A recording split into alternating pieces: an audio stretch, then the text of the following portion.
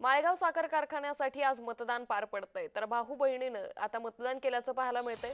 उपमुख्यमंत्री अजित पवार निवडणुकीच्या रिंगणात आहे। या पार्श्वभूमीवर आज उपमुख्यमंत्री अजित पवार आणि खासदार सुप्रिया सुळे यांनी देखील मतदान केल्याचं पाहायला मिळालंय आणि यानंतर त्यांनी प्रतिक्रिया देखील दिली आहे।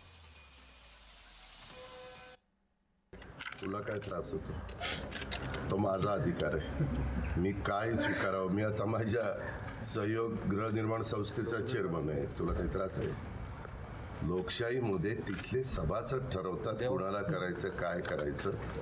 आम्ही जनतेचे प्रतिनिधी आहे, आम्हाला कामाची आवड आहे, संस्था उत्तम चालवण्याची आम्हाला आवड आहे आणि तो माझ्या बारामती तालुक्यातला एक महत्त्वाचा कारखाना आहे। त्याचं पूर्ण कार्यक्षेत्र बारामती तालुक्यातलीच 37 गावं आहेत।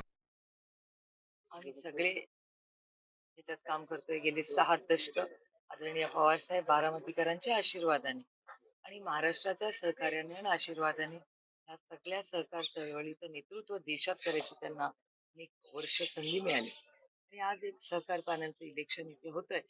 जे जे कोणी ह्याच्यात लढतायत त्या सगळ्या 80 का 90 कॅन्डिडेट्स आहेत, त्यांना सगळ्यांना शुभेच्छा।